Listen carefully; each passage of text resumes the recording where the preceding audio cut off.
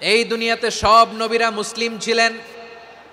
সব নবীরা সাইয়েদনা ইব্রাহিম আলাইহিস সালামের মতো, ইউসুফ আলাইহিস সালামের মতো আল্লাহর আদেশের সামনে আত্মসমর্পণ করেছেন। আল্লাহর সামনে নিজেকে সঁপে দিলেই সম্মান, আল্লাহর সামনে আত্মসমর্পণ করলেই ইজ্জত। ইসলামকে রেখে দিয়ে অন্য কোথাও ইজ্জত খুঁজলে আমাদেরকে বেইজ্জতি করে ছাড়বেন কে? এজন্য ওমর ফারুক রাদিয়াল্লাহু তাআলা আনহু বলতেন, নাহনু কওমুন আ'আজ্জানাল্লাহু বিল ইসলাম ফাইন বিতাগাইনাল ইজ্জাতা বিগাইরিহি আযাল্লানাল্লাহ। আমরা এমন জাতি, যে জাতিকে আল্লাহ তাআলা ইসলামের মাধ্যমে সম্মানিত করেছেন, ইসলাম ছাড়া অন্য কোথাও যদি আমরা সম্মান খুঁজি আমাদেরকে বেইজ্জত করবেন কে? আমাদের সম্মান ইসলামে। ইসলাম সময়ের অপরিহার্য বাস্তবতা, অপরিহার্য বাস্তবতা। স্যামুয়েল হ্যান্টিংটন একটা বই লিখে গোটা বিশ্ব কাঁপিয়েছেন, দ্য ক্ল্যাশেস অফ সিভিলাইজেশন, সভ্যতার সংঘাত। বিভিন্ন সভ্যতার উত্থান এই পৃথিবীতে ঘটেছে, আবার পতন হয়েছে।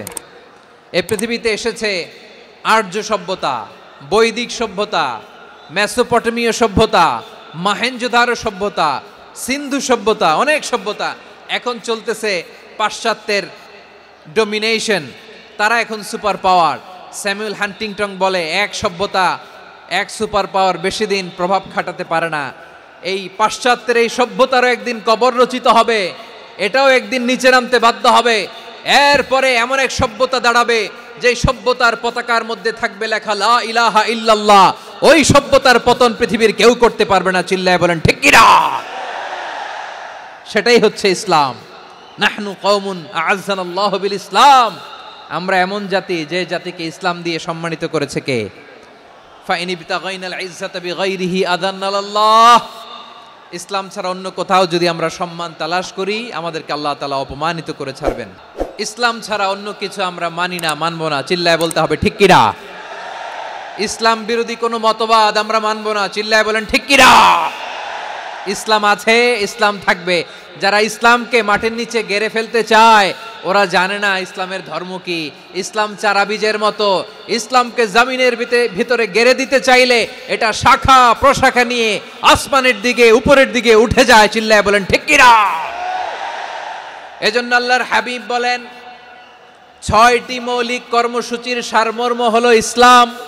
হাদিসে জিবরিলে সাইয়েদনা জিবরিল আলাইহিস সালাম বিশ্বনবীকে বললেন, ও নবী আপনি বলেন তো ইসলাম কি? ইয়া মুহাম্মদ আখবিরনি আনিল ইসলাম। ইসলাম কারে বলে আপনি বলেন।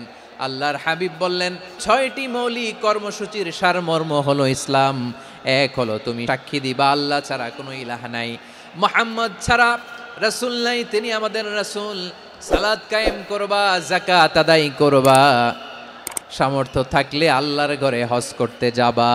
এই 6টা কর্মসূচির সারমর্মের নাম হলো ইসলাম। তাহলে ইসলাম কারে বলে বুঝতে পারছেন?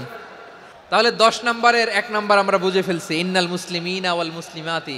আল্লাহ বলেন মুসলিম পুরুষ এবং নারী আমার কাছে প্রিয়, যারা আমি আল্লাহর আদেশের সামনে নিজেদেরকে সোপর্দ করে দেয়, সারেন্ডার করে দেয়, আমি আল্লাহর বিধানের সামনে নিজেকে সঁপে দেয়, আমি আল্লাহর ইচ্ছার সামনে নিজের ইচ্ছা বিসর্জন দেয়, আমি আল্লাহর সামনে সে সারেন্ডার করে, আত্মসমর্পণ করে, সেই মুসলিম।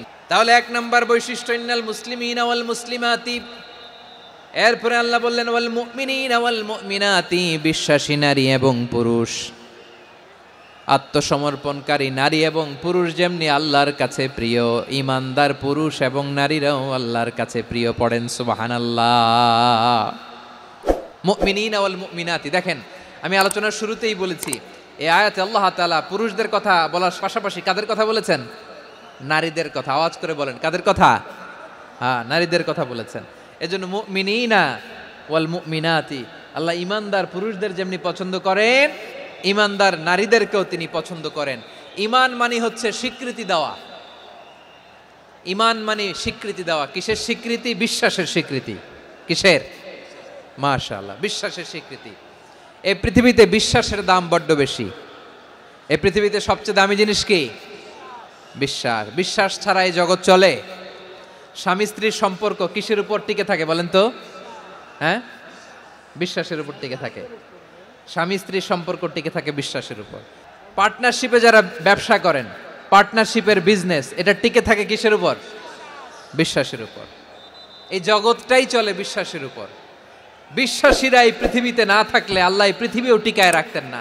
একজন বিশ্বাসী এই পৃথিবীর বুকে বেঁচে থাকলে আল্লাহ তাআলা এই পৃথিবী ধ্বংস করবেন না। চিল্লায় পড়েন আল্লাহু আকবার। এই পৃথিবীর সবচেয়ে দামি বস্তু বিশ্বাস, সবচেয়ে দামি। বিশ্বাস দিয়ে এই পৃথিবী চলে। এজন্য জ্ঞানীরা বলে বিশ্বাসে মিলায় বস্তু তর্কে বহুদূর, বলে না? বিশ্বাসে মিলায় বস্তু তর্কে বহুদূর। বিশ্বাসে এই পৃথিবী টিকে থাকে। আচ্ছা দেখেন, ঢাকা থেকে একজন লোক কক্সবাজার যাবে, ডবল ডেকার বাস আছে না, যেগুলোতে ঘুমায় ঘুমায় যাওয়া যায়। তো দেখবেন অনেক প্যাসেঞ্জার বাসে উঠে আস্তে করে ব্ল্যাঙ্কেট নিয়ে, কম্বল নিয়ে ঘুম দিতেছে। ঘুম দেখেন তার কি বিশ্বাস ড্রাইভারের উপরে। এই বাস তো তারা চালাইতে চালাইতে নওগাঁ নিয়ে যেতে পারে, এই বাস তো তারা নিয়ে পঞ্চগড় ছেড়ে দিতে পারে, কিন্তু তার কোনো টেনশন নাই।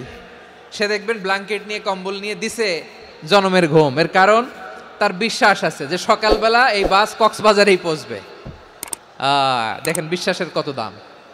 ঢাকা থেকে জেদ্দা ওমরা করতে যারা যান, দেখবেন 40,000 ফিট উপরে বিমানে অনেকে কম্বল চাপা দিয়ে ঘুম দিতেছে। ঘুম, এই বিমান 40,000 ফিট উপর দিয়ে পাইলট চালায়া এটাকে আফ্রিকার জঙ্গলে নিয়ে যায় নাকি ভারত মহাসাগরে নিয়ে যায়, তার কোনো টেনশন নাই। সে ঘুম, কারণ তার পাইলটের উপর, এই এয়ারলাইন্সের উপর বিশ্বাস আছে যে সকালবেলায় এটা জেদ্দা আন্তর্জাতিক বিমানবন্দরে ল্যান্ড করবে। ঠিক কিনা বলেন? বাবা বাবা তার কলিজার টুকরো সন্তানকে, ছোট্ট ছেলেটাকে দেখবেন মাঝে মাঝে আদর করে এরকম শূন্যে ছুঁড়ে মারে। তো মেয়েটাকে শূন্যে ছুঁড়ে মারলে দেখবেন মেয়েটা খিলখিল করে হাসে, খিলখিল করে হাসে। ও যদি নিচে পড়ে ওর হাতও ভাঙবে, পাও ভাঙবে, তারপরেও হাসে। কেন হাসে? কারণ মেয়েটার বিশ্বাস আছে যে আব্বু আমারে ছাড়বে না, আব্বু আমাকে ঠিকই ধরে ফেলবে। চিল্লায় বলেন ঠিক কিনা? ও আমার প্রাণের ময়মনসিংহের ভাইরা, এই জমিন চলে বিশ্বাসে। বিশ্বাস এই পৃথিবীর সবচাইতে দামি সম্পদ। এজন্য একজন বিশ্বাসী জমিনের মধ্যে বেঁচে থাকলে এই জমিনের উপর আল্লাহ প্রলয়ঙ্কারী কিয়ামত দিবে না।